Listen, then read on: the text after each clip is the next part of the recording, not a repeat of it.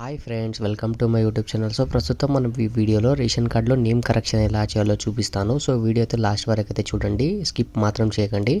So ఎవరైతే ఈ ration కార్డులో నేమ్ కరెక్షన్ చేయాలనుకుంటున్నారో, సో చాలామంది రీసెంట్గా మనకి గవర్నమెంట్ అయితే కొత్త రేషన్ కార్డ్ అయితే ఇవ్వడం జరిగింది కదా. సో అలాంటి వాళ్ళకి చాలామంది కొద్దిగా మందికి మిస్టేక్స్ అయితే పడ్డాయి.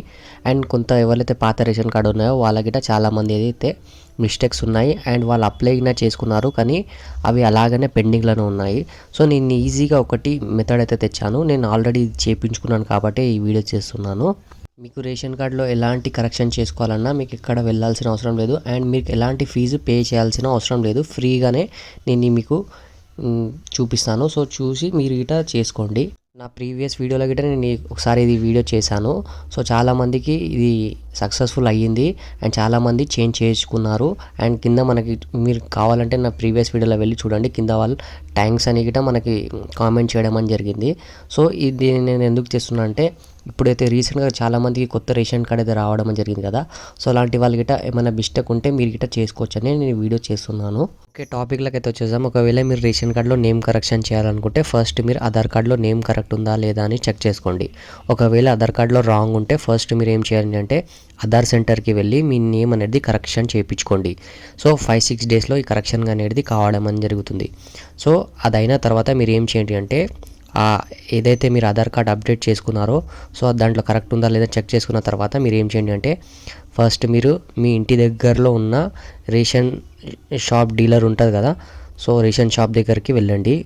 సో మీరు దాంతోపాటు మీ ఆధార్ కార్డు, మీ రేషన్ కార్డ్ అనేది తీసుకువెళ్ళండి. ఈ 2 డాక్యుమెంట్స్ తీసుకున్న తర్వాత మీ దగ్గరలో ఉన్న రేషన్ షాప్కి వెళ్ళిన తర్వాత ఆయనకి, ఎవరైతే రేషన్ డీలర్ ఉన్నారో ఆయనకి ఈకేవైసీ చేయండి అని చెప్పండి. సో ఆయన అయితే మీ ఆధార్ కార్డ్ అయితే తీసుకోవడం అని జరుగుతుంది. తీసుకున్న తర్వాత మీ ఆధార్ నెంబర్ అనేది ఎంటర్ చేయడం అనేది జరుగుతుంది. ఎంటర్ చేసిన తర్వాత మీ థంబ్ ఇంప్రెషన్ అనేది ఆయన అయితే తీసుకుంటారు. సో తీసుకున్న తర్వాత మీకు ఒక స్లిప్ అనేది ఇవ్వడం అనేది జరుగుతుంది.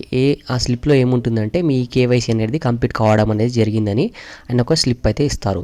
సో ఈ కేవైసీ కంప్లీట్ అయిన తర్వాత ఒక 4-5 డేస్లో మీ ఆధార్ కార్డులో నేమ్ ఎలా ఉందో సో రేషన్ కార్డులో గిట్ట సేమ్ అలాగనే నేమ్ అనేది అప్డేట్ కావడం అనేది జరుగుతుంది.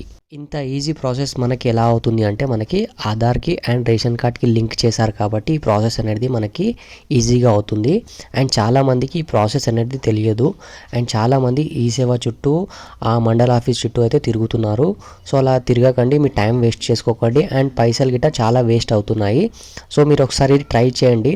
కావాలంటే మీరు కామెంట్లో, ఒకవేళ కాలేదంటే మీరు కింద కామెంట్లో వచ్చి అడగండి, నేను ఇంకొకటి మీకు స్టెప్ అయితే ఇస్తాను. వీడియోలో అయితే చూడండి, రీసెంట్గా మా రిలేటివ్స్ అనేది చేంజ్ చేయించుకోవడం అనేది జరిగింది.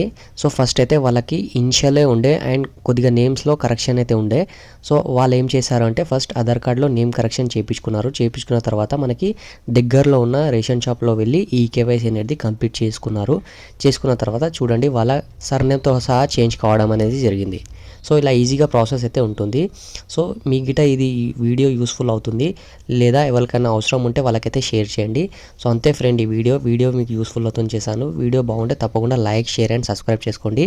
నెక్స్ట్ వీడియోలో మళ్ళీ కలుద్దాం. జై Hind. Thank you for watching this video.